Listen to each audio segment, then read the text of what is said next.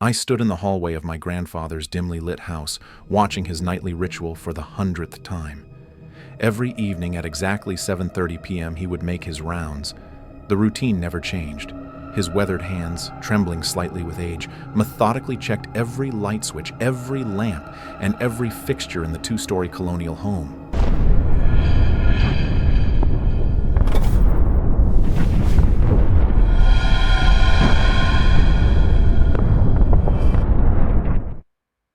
"Have to keep the lights burning, Mark," he mumbled, more to himself than to me. His tall frame, now stooped with his 96 years, cast long shadows on the wall as he moved from room to room. I noticed how he avoided looking at those shadows, his eyes always fixed straight ahead or down at the floor.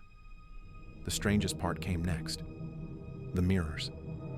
Each one was methodically covered with thick black cloth. The large hallway mirror, the bathroom mirrors, even the small decorative ones in the living room. I used to think it was just another quirk of old age, but lately I'd started to understand. Last week in my own apartment, I'd seen something in my bathroom mirror just before dawn. A dark shape, impossibly tall, with gleaming red eyes. When I blinked, it was gone. My grandfather paused at the end of the hallway, his hand lingering on the last light switch. The fluorescent bulb above flickered once, casting strange patterns on the wall. For just a moment, I could have sworn the shadows moved against the light, stretching toward us like grasping fingers. Grandfather's shoulders tensed. He'd seen it too. "Some things, Mark," he said quietly, his voice barely above a whisper, "are better left in the dark." But the dark... He turned to face me, his eyes holding a weight I'd never fully understood until now.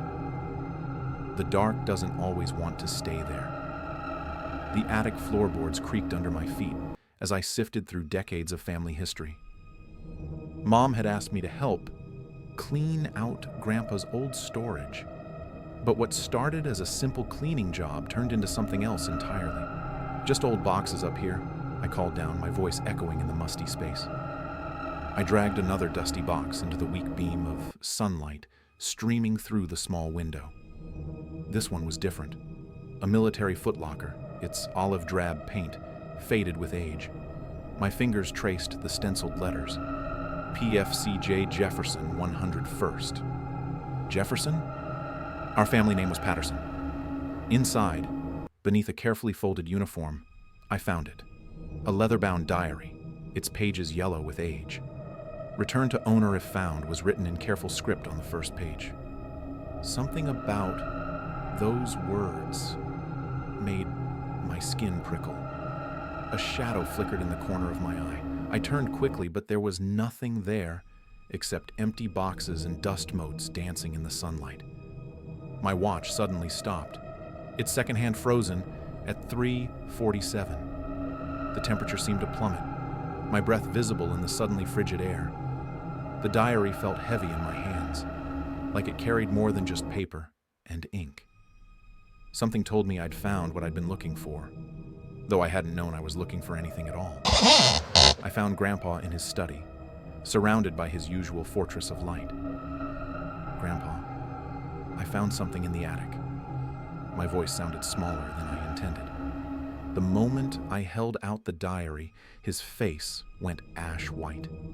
His hands trembled violently as he reached for it, then stopped midway. Where did you find that?" The strength seemed to drain from his body. "The old footlocker. Grandpa. It has a different name, Jefferson. And lately I've been seeing things, in mirrors, in shadows," the words tumbled out. "Last night something watched me from my bedroom corner. Its eyes, they were red."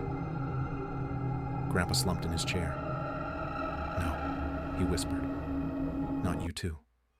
I thought by changing our name, moving across the country, I thought I could protect you all."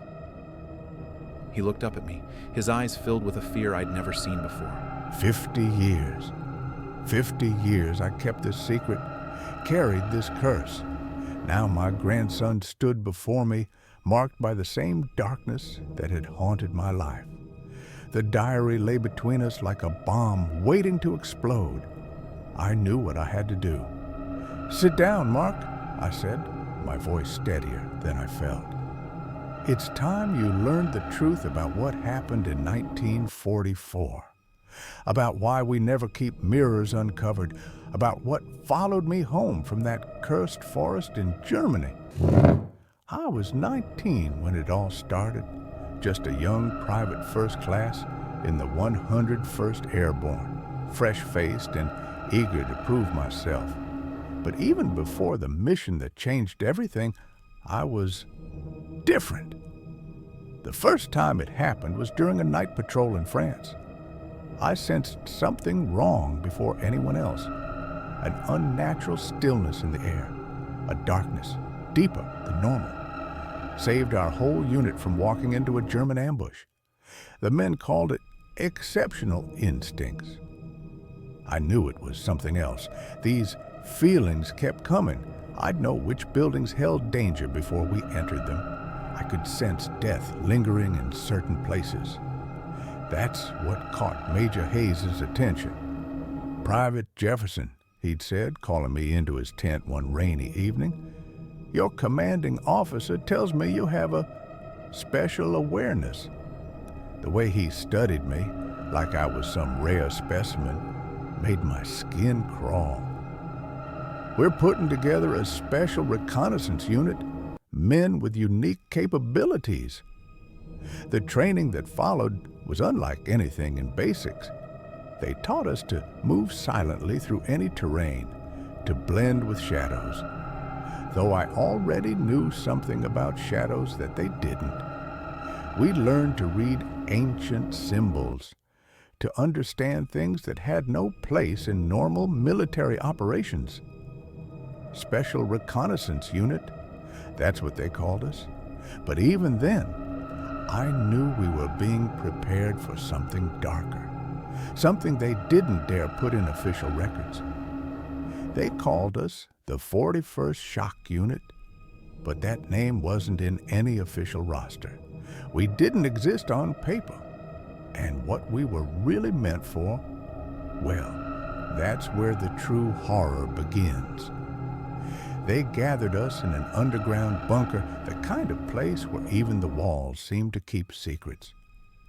Major Hayes stood before a large map, his face grim in the harsh electric light. 5 of us sat there, each chosen for what Hayes called our unique sensitivities.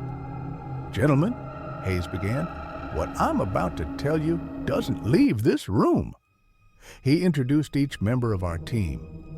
Sergeant Miller, a hardened combat veteran who'd seen something in the Belgian forests he wouldn't talk about. Corporal Thompson, our radio man, who could hear messages in static no one else could understand. Private Roberts, demolitions expert, who crossed himself whenever darkness fell. Lieutenant Cooper, who spoke 6 languages and knew too much about ancient German folklore. The briefing was barely underway when our equipment started acting strange. Thompson's radio crackled to life on its own, spitting out bursts of static and what sounded like whispers in German. The lights flickered, throwing strange shadows on the walls. I wasn't the only one who noticed how those shadows seemed to move against the light. Hayes pointed to a section of the black forest marked with a red X. 3 weeks ago, an entire German Panzer crew vanished here. No signs of combat, no bodies, nothing. Just empty tanks, engines still warm. He paused, letting that sink in. It's the 7th disappearance in that area. The locals won't go near it anymore. They say something ancient has awakened in those woods. The temperature in the bunker seemed to drop as he spoke. My dog tags felt ice cold against my chest. This wasn't going to be a normal reconnaissance mission. We all knew it. The question no one dared ask was, what exactly were we being sent to find? One more thing, Hayes added, his voice lower now. You've all been chosen because you've seen things others haven't, things that shouldn't exist. After tonight, you'll wish that was still the strangest thing you'd encountered. After the briefing, we spent time getting to know each other. Each man in our unit carried his own ghosts. I could see it in their eyes.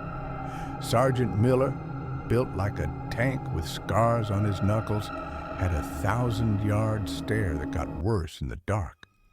Saw something in Belgium, was all he'd say, clutching his rifle like a lifeline. Corporal Thompson was different, wiry, nervous, always fiddling with his radio equipment. Sometimes, he told me in a whisper, I hear things in the static. Voices that shouldn't be there. He carried extra batteries like some men carried Lucky Charms. Private Roberts kept his demolition gear meticulously clean, but his hand shook whenever the lights dimmed. A rosary wrapped around his wrist caught the light as he worked. Lieutenant Cooper was the scholar among us, his wire-rimmed glasses hiding sharp eyes that had seen too much. Books in ancient German filled his pack alongside his ammunition. During our first training exercise together, each man's unique talents became clear. Miller could sense danger before it appeared. Thompson's radio picked up signals that weren't there. Warnings, he claimed. Roberts could find weak points not just in structures, but in reality itself. Places where he said the other side was trying to break through. Cooper translated texts no one else could read. Symbols that made my head hurt just looking at them. We spent those final hours before deployment checking our gear, sharing cigarettes, and telling stories. Though none of us mentioned the real reasons we'd been chosen, some truths were better left unspoken. But we all knew, whatever waited for us in that forest, we'd face it together. Jefferson, Miller said to me that night, his voice unusually soft. You feel it too, don't you? How the shadows sometimes move. I nodded, and a silent understanding passed between us. We weren't just soldiers anymore. We were something else, men chosen to fight an enemy that shouldn't exist. The German prisoner haunts my dreams to this day. They brought him in just hours before our mission, a captured Wehrmacht officer. But his uniform bore symbols I'd never seen before. His eyes were wild, hands trembling as he spoke. Der Schattenwald, he kept saying, his voice cracking. The Shadow Forest. You must not go there. What we awakened, it should have stayed buried. Cooper translated as the man rambled about ancient tribal grounds, about rituals the old Germanic peoples used to keep something contained, something that had been sleeping for centuries until we disturbed it. Lieutenant Cooper pulled out a book bound in cracked leather, its pages yellow with age. The Black Forest Tribes, he explained, spreading ancient maps across the table. They weren't just afraid of the dark, they were containing it. The maps showed the same area we were headed to, marked with symbols that seemed to writhe on the page. My head ached just looking at them. That's when Major Hayes finally told us the real truth. This isn't just about missing soldiers, he admitted, his face grave in the lamplight. We've lost 3 other special units in that forest. They went in searching for a Nazi research facility. None came back. Whatever the Germans found out there, whatever they tried to control, it broke free. As he spoke, I felt it. That familiar cold sensation creeping up my spine. The shadows in the corners of the room seemed deeper, darker. A premonition hit me so hard I had to grip the table to stay standing. I saw darkness, endless darkness, and red eyes watching from it. Something waited for us in that forest. Something old, something hungry. The forest knows we're coming, I found myself saying. The words came from somewhere deep and dark, somewhere I didn't want to examine too closely. The others turned to look at me, and in their eyes, I saw the same fear I felt in my bones. Dawn hadn't broken when we entered the black forest, but something told me daylight wouldn't matter much here. The trees loomed impossibly tall, their branches weaving together to block out the sky. Our boots made no sound on the damp earth. It was as if the forest itself was swallowing every noise we made. The first warning signs appeared on the trees, ancient symbols carved deep into the bark, their edges still sharp despite their age. Cooper traced them with trembling fingers. "Protection runes?" he whispered. "But protecting what? Us from it, or it from us?" The symbols seemed to pulse faintly in the dim light, like they were breathing. Something was wrong with the wildlife. No birds sang, no insects chirped. We passed a group of deer, frozen like statues, their eyes wide with terror. They didn't run from us. It was like they were afraid of something worse than humans. The cold came in patches, hitting us like invisible walls. One second, I was sweating in my combat gear. The next, my breath frosted in front of me. Thompson's radio crackled to life on its own, emitting bursts of static that sounded almost like words, almost like whispers. "See comin'," Thompson translated, his face pale. "They're coming." I gripped my rifle tighter, though something told me bullets wouldn't help us here. The forest was watching us. Every shadow between the trees seemed to hold a pair of eyes. We'd crossed some invisible line, and there was no going back. We found the German tanks, just where intelligence said they'd be.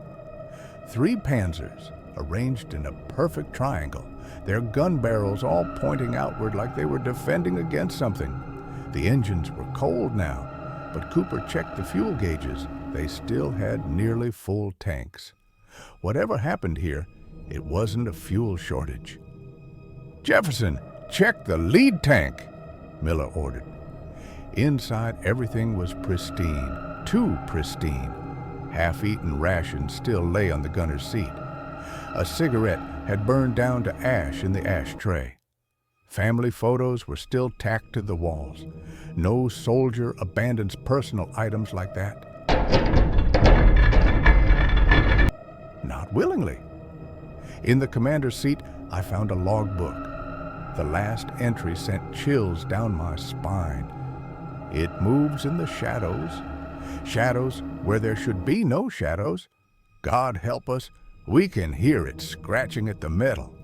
The men, they're screaming, but there's no sound.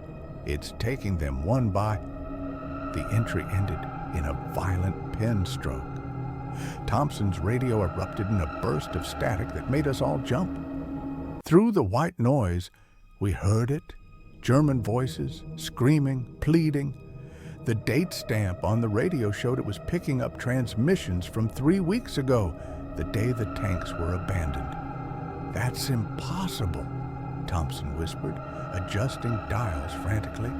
"These frequencies, they're not just from the past, they're from somewhere else."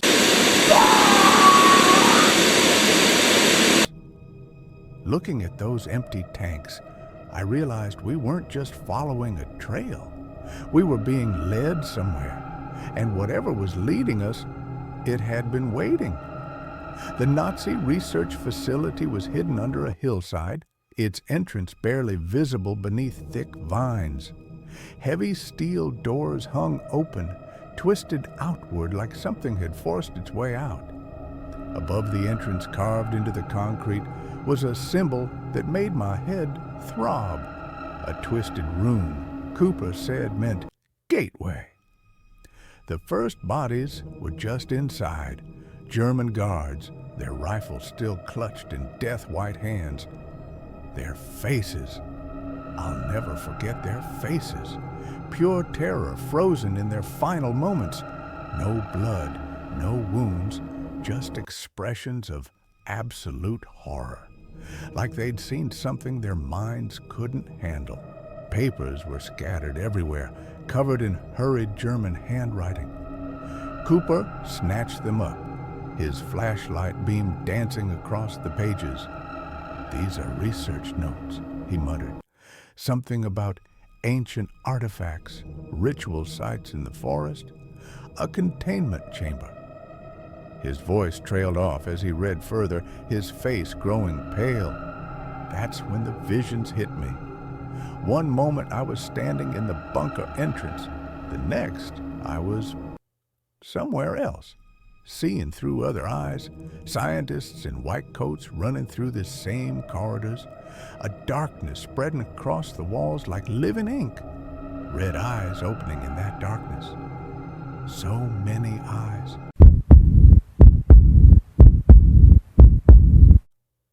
"Jefferson!" Miller's voice snapped me back. "You with us?" I nodded, but the visions had left me shaken. Something had happened here, something terrible, and it wasn't over. "We need to go deeper," I heard myself say. The words tasted like ash in my mouth. It's waiting for us down there. The deeper levels of the facility were a maze of laboratories and containment cells. Cooper worked quickly, translating research logs scattered across blood-stained desks. Each revelation was worse than the last. "Project Shadowborn," he read, his voice trembling. "They found something in the forest, something ancient. The local tribes had been containing it for centuries, but the Nazi occult division..." He swallowed hard. "They thought they could control it, use it to create immortal soldiers."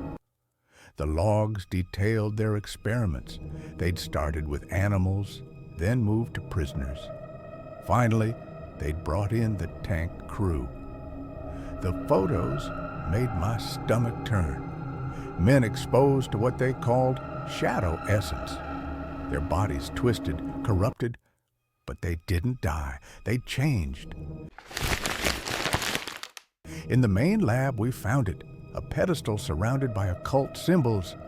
On it sat an ancient stone artifact, covered in runes that seemed to move in the beam of our flashlights. It was cracked down the middle, and the crack seemed to swallow light itself. "This is what they used," Cooper whispered, scanning the nearby documents. "A containment vessel, thousands of years old. The tribes used it to trap the entity. But the Nazis, they broke the seals. They let it out, thinking they could..."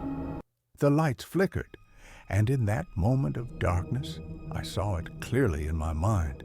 The tank crew, screaming silently as shadows poured into them. The scientists realizing too late what they'd unleashed. And something else. A presence, ancient and hungry, finally free after centuries of imprisonment. "We need to leave," Robert said, clutching his rosary. "Now." But we all knew it was too late. We'd found what we were sent to find, and it had found us too. Major Hayes ordered us to split up and secure the facility, a mistake I still see in my nightmares. Cooper and I took the research archives while Miller and Roberts checked the lower labs. Thompson stayed at the command center, trying to establish radio contact with base. The archives told a story none of us wanted to read. The Nazis hadn't just found the entity. They'd tried to weaponize it. Experiment logs showed how they fed it prisoner after prisoner, thinking they could harness its power. But with each feeding, it grew stronger, more conscious. Then we found the warning, carved into the wall behind fallen shelves in ancient Germanic text. "What sleeps here must never wake. To break the seal is to break the world. Below it, scratched in a scientist's desperate handwriting, "We were wrong. God forgive us. We were wrong." That's when Thompson's voice crackled over our radios, filled with panic. "Something's in the system. It's in the damn radio waves. It's..." Static consumed his transmission, followed by a scream that didn't sound human. Roberts's voice came next. "The shadows. They're moving. Miller's down. Oh God, they're everywhere. They're..." Another burst of static. Another scream. Cooper looked at me, his face white in the flashlight beam. "It's hunting us," he whispered, "just like it hunted them." True horror as it begins picking them off. Would you like me to continue with the next scene? The power died all at once, plunging us into darkness broken only by our flashlight beams. In that moment, the facility felt alive, breathing, watching, hungry. The air turned ice cold, our breath forming clouds in the beam of light. That's when I first saw it clearly. At the end of the corridor, a mass of darkness deeper than the blackness around us. It rose up, taking shape, 8 feet tall at least, with a body like smoke given form. But its eyes, God help me, its eyes were burning red, surrounded by a sickly blue aura that seemed to drink in our light.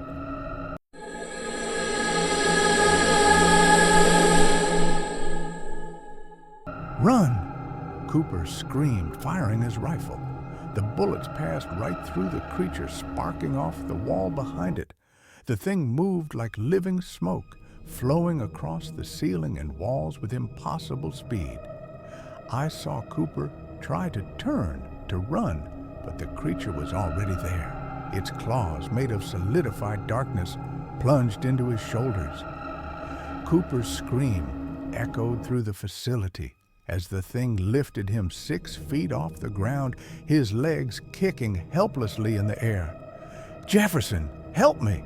Please, God, help!" His words turned into a gurgling scream as shadows began pouring into his mouth, his eyes seeping under his skin like black ink through paper. His body convulsed, back arching at an impossible angle.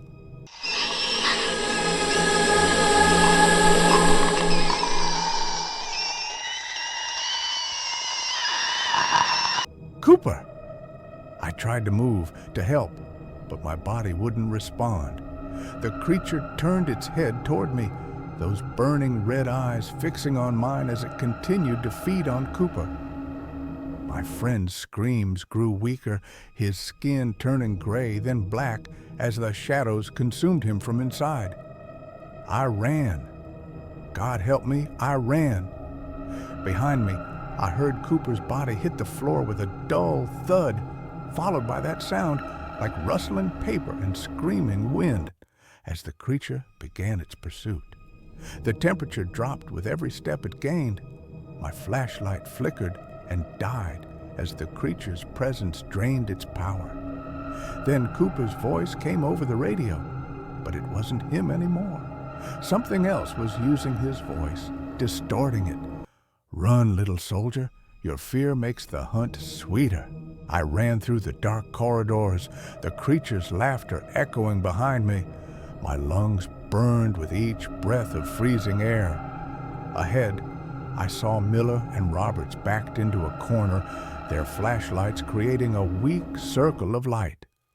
"Jefferson, get in here!" Miller shouted. The creature's shadows writhed at the edge of our light. We could see multiple sets of red eyes now, opening in the darkness like bloody stars. Miller pulled out a flare, its sudden crimson light pushing the shadows back. The creature hissed, the first real sound we'd heard from it. "The light!" Roberts yelled. "It doesn't like the light." But our victory was short-lived. The shadows began moving differently, more purposefully. They surrounded our circle of light, testing, probing. Miller fired his rifle at movement on our left, but the creature was already on our right. A tendril of darkness shot out, wrapping around Miller's ankle. Before we could react, it yanked him out of the light. His scream was cut short by a sickening crack as it threw him against the wall. When he hit the ground, the shadows swarmed him like black water. "The symbols!" Roberts shouted, pulling out a piece of paper with copied runes. "Cooper said these could—" His words ended in a gurgling scream as shadow claws burst through his chest from behind. I watched, paralyzed, as Roberts was lifted into the air, his blood appearing black in the dying flare light. The creature pulled him into the darkness, and the last thing I saw was those red eyes, multiplying in the shadows, all fixed on me. "Jefferson, this way!" Major Hayes's voice cut through the darkness. He stood in a doorway ahead, silhouetted by emergency lights. As I ran toward him, I heard the creature pursuing, its shadow mass flowing along walls and ceiling like living ink. Hayes pulled me into what looked like a ritual chamber. Ancient symbols covered the walls, and in the center stood a stone pedestal, the same type we'd found broken upstairs. He slammed the heavy door behind us, quickly drawing symbols on it with chalk. "I knew," he said, working frantically. "God help me, I knew what we'd find here. I was part of the team that first discovered these containment vessels. We thought we could control it, use it. We were wrong." The shadows began seeping under the door, bringing that bone-deep cold with them. Hayes pulled out an ancient amulet, covered in the same symbols as the walls. It glowed with a pale blue light. "Listen carefully, Jefferson," he said, pressing a folder into my hands. "These documents, they're everything we know about it. The containment symbols, the rituals. Someone has to survive. Someone has to know." The door exploded inward. Hayes shoved me toward a service tunnel. "Run, son, live. Someone must remember." He turned to face the creature, holding up the glowing amulet. The shadows recoiled, but there were so many of them now. The last thing I saw as I ran was Hayes standing his ground as the shadows engulfed him, the amulet's light growing brighter and brighter until it was blinding. His final scream mixed with the creature's inhuman roar. The service tunnel felt endless as I ran, Hayes' scream still echoing in my ears. The folder was clutched against my chest, its contents feeling like they were burning through my uniform. Behind me, the shadows pursued, but they seemed weaker now, held back by Hayes' final act. My flashlight died completely, leaving me in pitch darkness, but I could still see them, red eyes opening and closing in the blackness behind me, watching, following. The cold was intense now, every breath feeling like needles in my lungs. I stumbled out into the forest, the pre-dawn air feeling warm compared to the facility's supernatural cold. But something was wrong. The shadows I cast in the dim light, they weren't mine anymore. They moved against the light, stretching toward the trees like grasping hands.